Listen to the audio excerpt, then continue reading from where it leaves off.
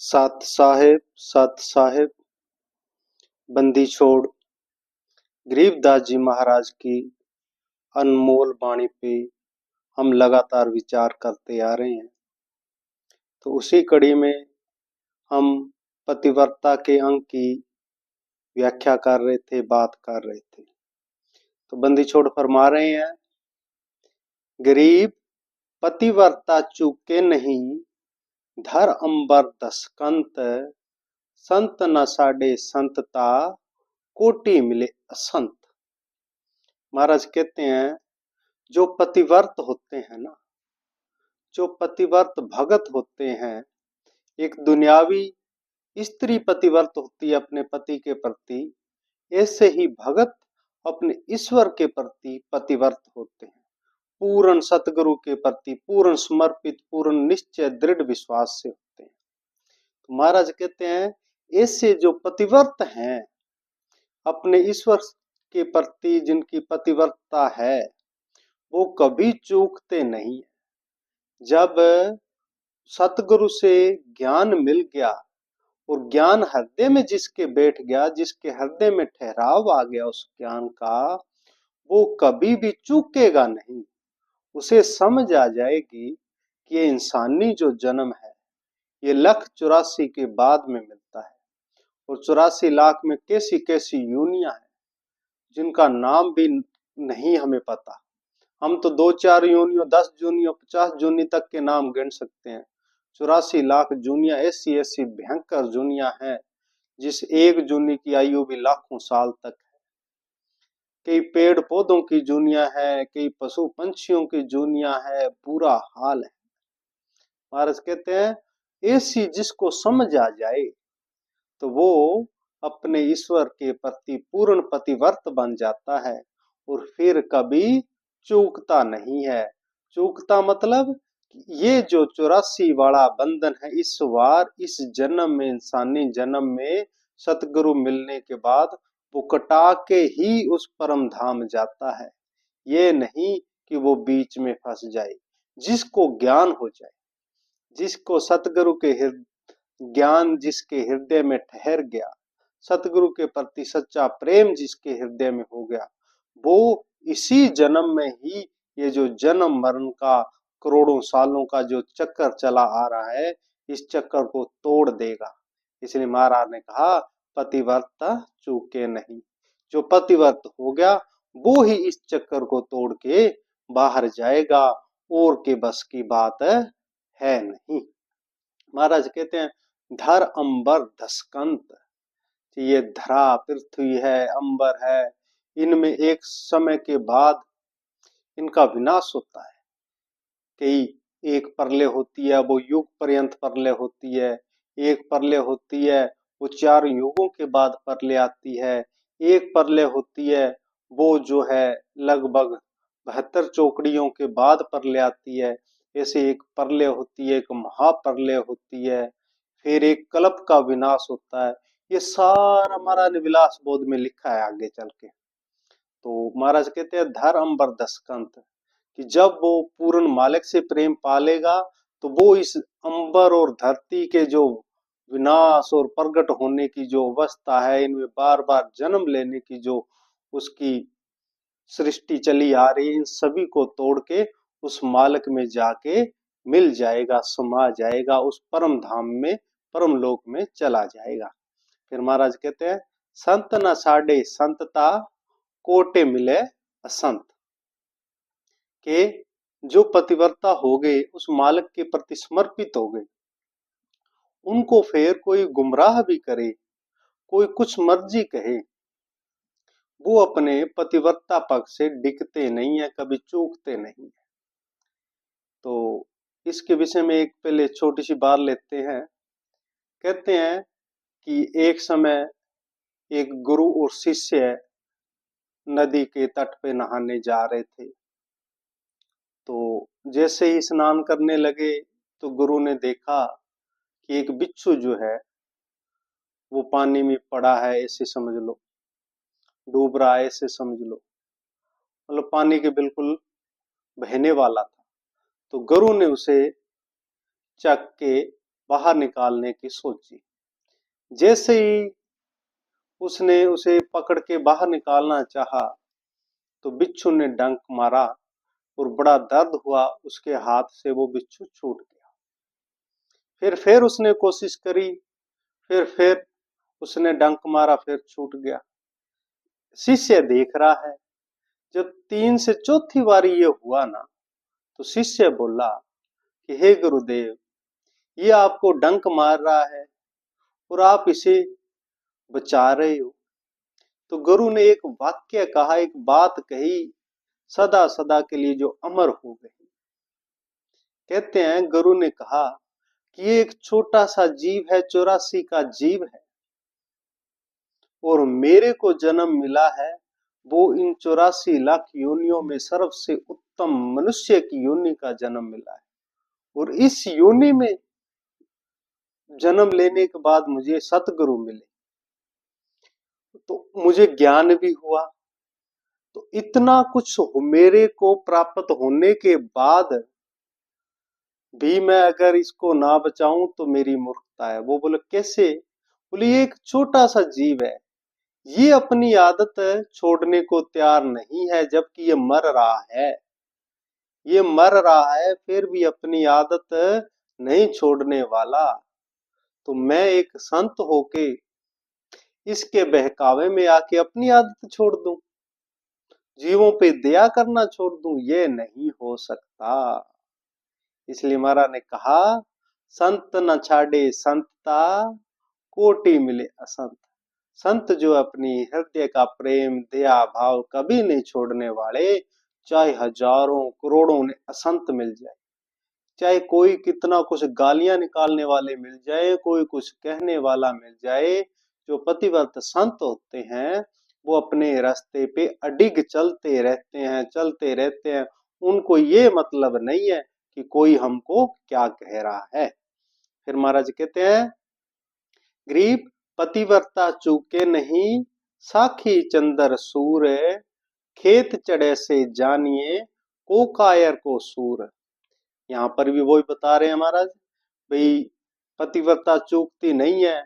साक्षी, साक्षी कहते हैं ना गवाह, ये सूरज और चंद्र गवाह है आज तक। जिनको भी पूर्ण पतिव्रता जिनके हृदय में धारण हुई, जिनको पूर्ण सतगुरु मिले, सतगुरु के प्रति जिनका अटूट प्रेम हुआ, ये सूरज और चांद गवाह है इस बात के कि वो सभी के सभी इस 84 के बंधन से पार हो गए। फिर महाराज कहते हैं, खेत चढ़े से जानिए। खेत ये खेत नहीं होता, खेत कहते हैं रणभूमि को, रणभूमि को भी खेत कहते हैं।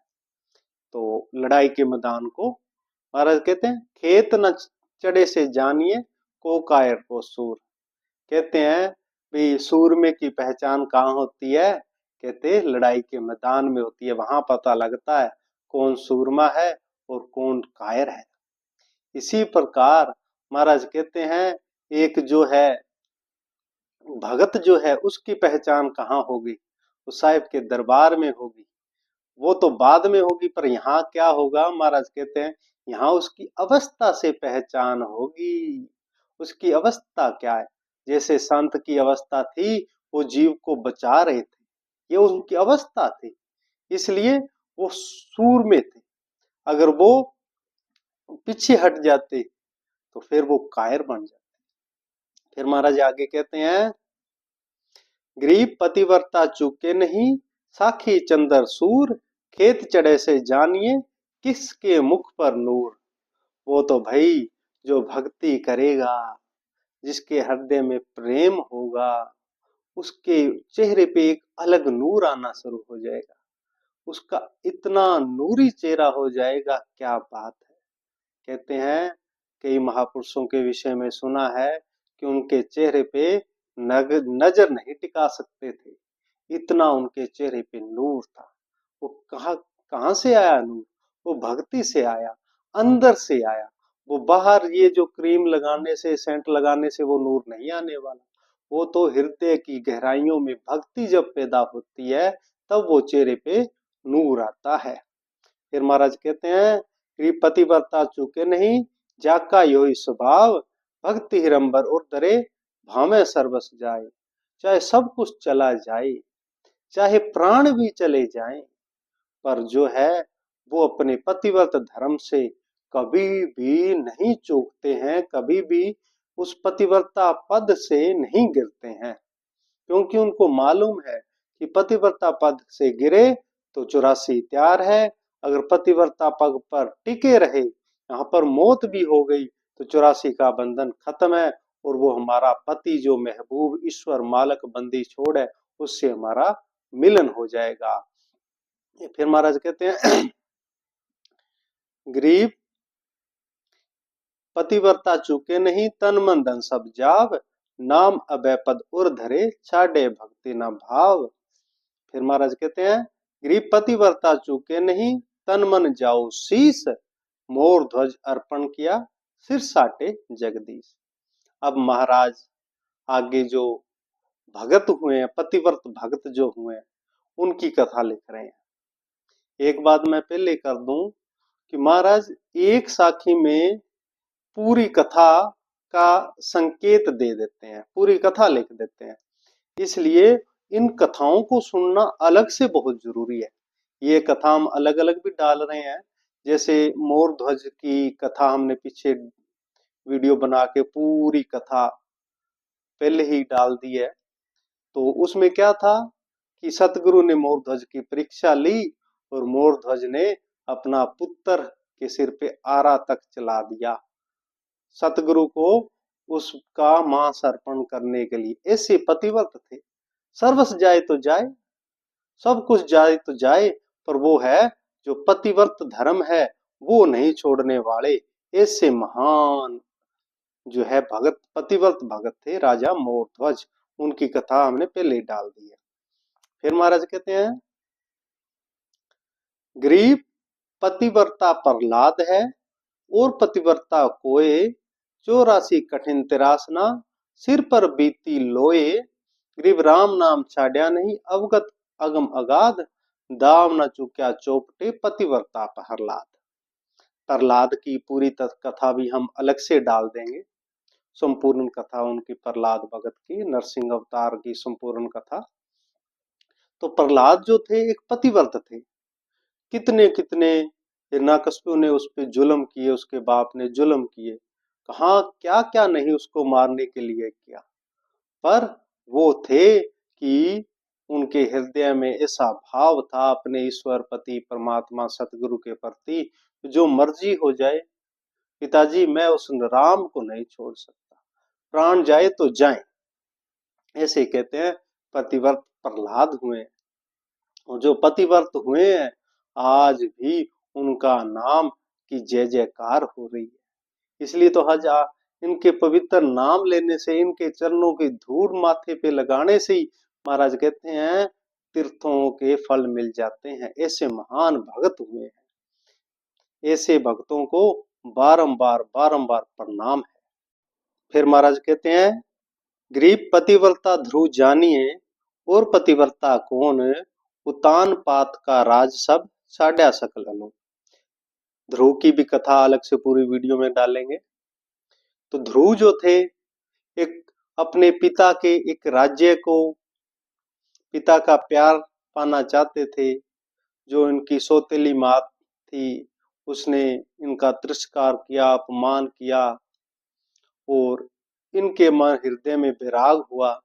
तो देखो एक छोटा सा धरती का राज्य उतानपाद के पास था, पर ध्रुव ने अपने पतिव्रत धर्म से ऐसा राज पा लिया जो हजारों ऋषियों मुनियों को भी प्राप्त नहीं हुआ। अटल पदवी ध्रुव को मिली, अटल पदवी मिली, अटल ध्रुव को राज मिला। कब? जब उनके हृदय में पतिव्रत था। बंदी छोड़ कबीर साहब जी कहते हैं राम जपो जी ऐसे ऐसे, ध्रुव प्रहलाद जप्यो हर जैसे। कहते हैं अगर भक्ति करनी है, सिमरन करना है, नाम लेना है, तो ऐसे सिमरन करो जैसे ध्रुव और प्रहलाद ने सिमरन किया। पूर्ण पतिव्रत, दोनों ही पूर्ण पतिव्रत। क्या इनकी शादी नहीं हुई? शादी भी हुई, इनके बच्चे भी हुए, इन्होंने दुनियावी राज भी किया, पर इनका हृदय जो था वो हर पल अपने मालिक के चरणों में था। तो इनकी यह दुनियावी भी यात्रा सफल हुई और मालिक के दरबार में भी सफल हुई और इनको वो पदवियां मिली जो किसी को नहीं मिल सकती। फिर महाराज कहते हैं, गरीब 16 सहस सहेलियां छाडे मीर दीवान है, बलक बुखारा तज गए देख अदम सुल्तान। जो अदम सुल्तान, जो बलख बुखारे का राजा था, 16,000 जिसके रानियां थी, घोड़ों की, राज खजाने की तो कोई गिनती नहीं थी। महाराज कहते हैं कि जब बलख बुखारे का राज्य अपना निकलता था ना, तो कहते बड़े बड़े देवता भी लज्जित होते थे, इतनी उसकी आबो शान थी। ऐसे को देखो कैसे चोट लगी, तो उसने सब कुछ त्याग के उस मालिक के नाम पे एक फकीरी ले ली, जोग धारण किया। बहुत अपार कथा है अदम सुल्तान की। 3 जन्मों की कथा है पूरी। जब हमें पता लगेगा अदम सुल्तान का विराग असली क्या था, ये 3 जन्मों की कथा है, संपूर्ण कथा हम लेंगे। फिर महाराज कहते हैं, गरीब गोरख तो पतिव्रत है, राख्या गुप्ता गोए, त्रिलोकी आरंभ सब, राख्या नाद समोए। गोरखनाथ भी गुरु मच्छिंद्रनाथ जी के शिष्य थे, अपने गुरु के प्रति कितने श्रद्धावान थे, कितने अटूट इनके अंदर प्रेम था। इन्होंने भक्ति में वो मुकाम हासिल किया अपने पतिव्रत धर्म के कारण, जो कोई भी प्राप्त नहीं कर सकता। सोने के पहाड़ इन्होंने बना दिए, अपने एक वचन से हजारों सिद्धों की इन्होंने सिद्धियां सिद्ध बना दिए। उठ्या सो सिद्ध और बैठा सो पत्थर, ऐसे ऐसे कहे के कितने सिद्धों की गिनती नहीं, जिन्होंने अपने गुरु के अस्थियों के 2-4 फूलों से पूरा गुरु का शरीर बना दिया। किसके बल से? भक्ति के बल से, पतिव्रत भक्ति के बल से। ऐसा कोई भी दूसरा पतिव्रत भक्त नहीं हो सकता जैसे गोरखनाथ जी हुए। तो महाराज ने इनकी महिमा, अपार महिमा आगे भी गाई है। फिर महाराज कहते हैं, गरीब जनक विदेही जानियो, पतिव्रता का अंग, 12 कोट दफ्तर चढ़े, जीत चले जम जंग।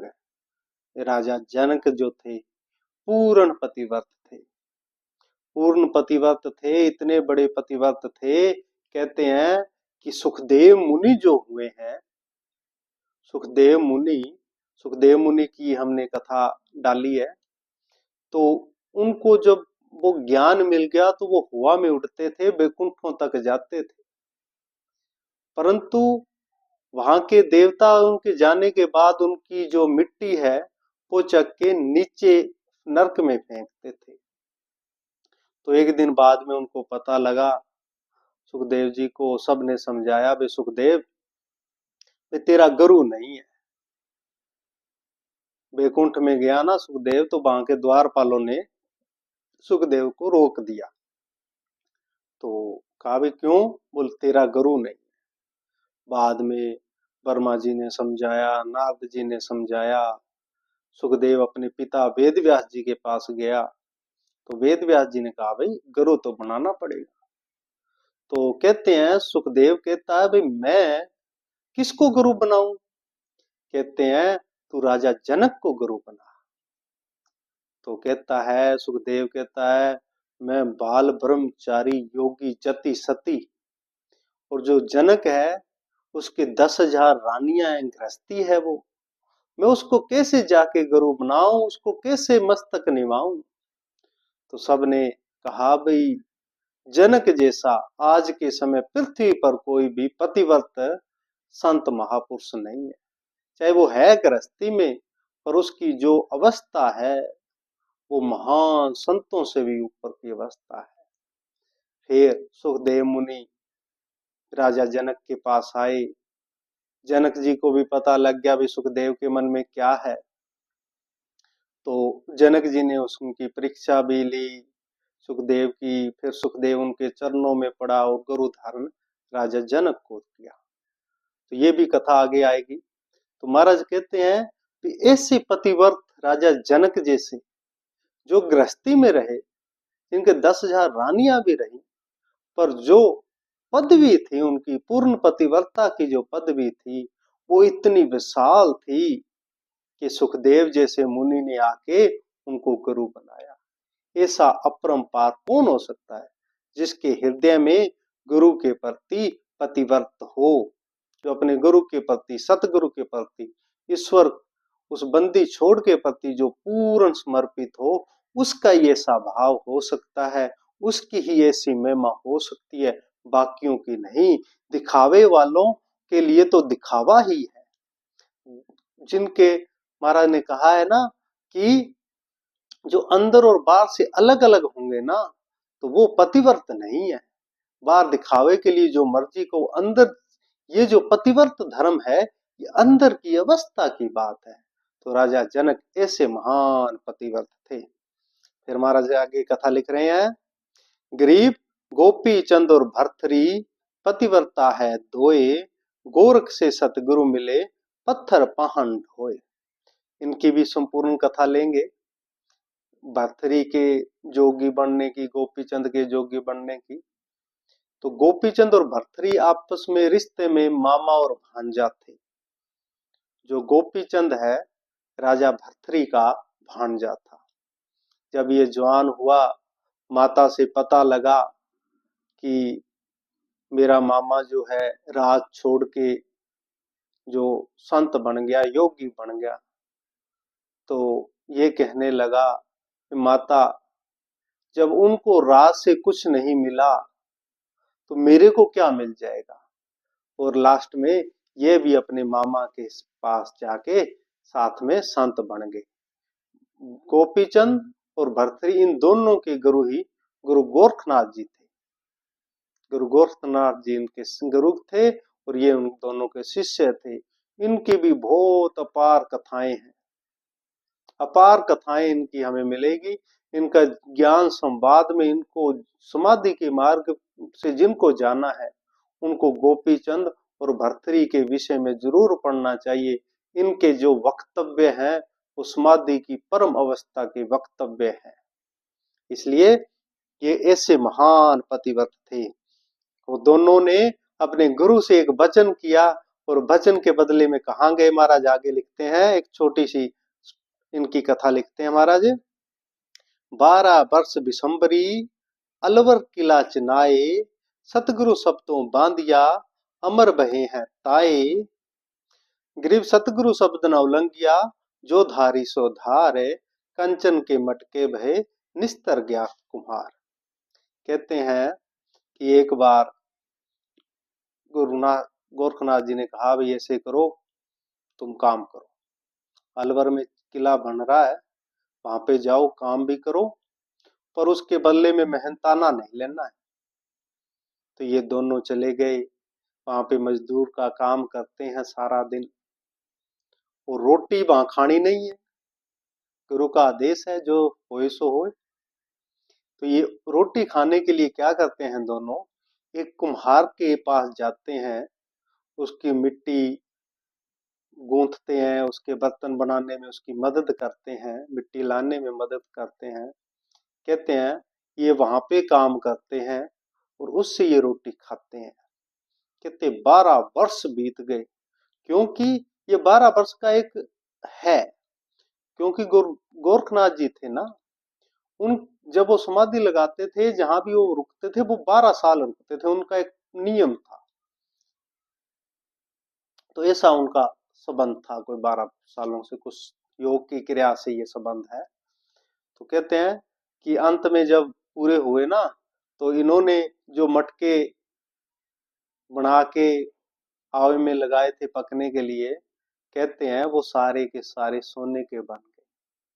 फिर कुम्हार को पता लगा कि अरे ये जो मेरे पास दो काम करते थे ना, ये कोई ऐसे वैसे मजदूर नहीं थे, ये तो महान संत गोपीचंद और भर्तरी थे।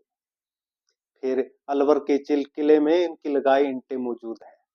ऐसे ये महान पतिव्रत थे जो अपने गुरु के वचनों पे अमिट थे, मर मिटने को तैयार थे। तो भाई जिनके हृदय में पतिव्रत होगा, धर्म होगा, उनकी जय जयकार हमेशा ही होगी। फिर महाराज कहते हैं आगे एक शब्द लिखते हैं, गरीब बाजीद बाजार में तर्कस तोर कमान, शूद्र मुए को देखकर साढ़ा सकल जहान। ये बाजीद थे। बाजीद एक मुसलमान राजा थे जिन्होंने एक ऊंट को मरे हुए देख के ऐसी विरागता इनके हृदय में उत्पन्न हुई कि इन्होंने योग ले लिया। इनकी आगे पूरी कथा लिख रहे हैं महाराज, वो लेते हैं।